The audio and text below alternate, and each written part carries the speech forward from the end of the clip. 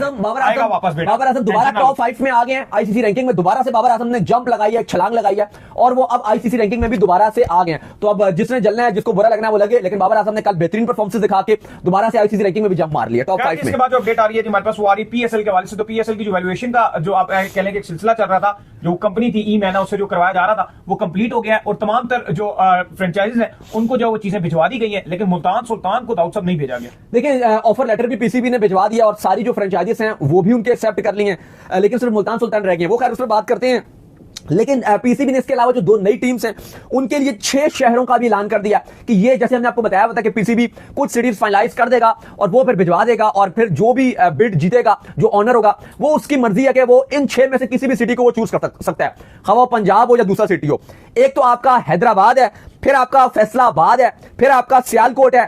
फिर रावलपिंडी जो हमारा शहर है उसको भी रख दिया गया है।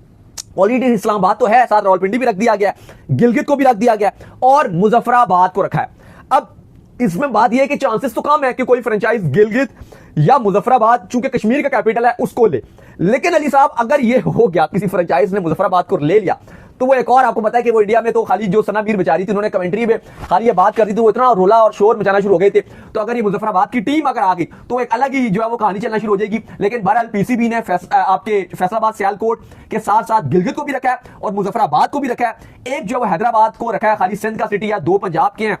2 ये रखे हैं, रावलपिंडी है, रावलपिंडी भी पंजाब का, 3 तो पंजाब के रख दिए हैं। तो काफी लोग इस पर एतराज भी कर रहे हैं जी कि बलूचिस्तान से कोई सिटी नहीं रखा, लेकिन जाहिर है वहां पर अभी और कोई बड़ा सिटी नजर नहीं आ रहा था। क्योंकि एक चीज और भी इसको मद्देनजर रखी है कि आप सिर्फ ये नहीं है कि आप रख दो, आपको ये भी रखना पड़ता है कि जो इंटरेस्टेड पार्टीज है वो चूंकि इन सिटीज के अंदर इंटरेस्ट रख रहे हैं, तो फिर आप ये भी देखते हो ताकि उसकी मार्केट वैल्यू भी हो और जो ऑनर है वो इजीली ले भी ले। दूसरी तरफ जो आपकी बकिया फ्रेंचाइजीज हैं जैसे पेशावर ज़ल्मी, कराची किंग्स, लाहौर कलंदर वगैरह वगैरह, अली साहब इन सब को तो ऑफर लेटर भिजवा दिया, यानी कि उनकी जो अगले 10 साल के लिए डील है वो साइन हो गई है।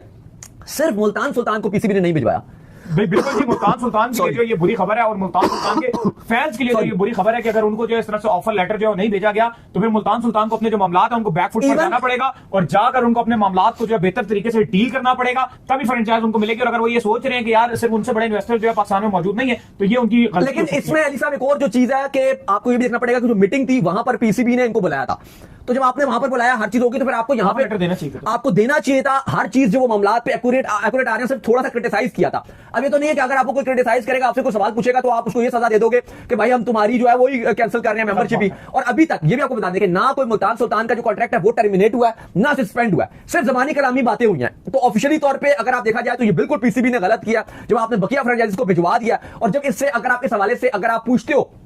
पीएसएल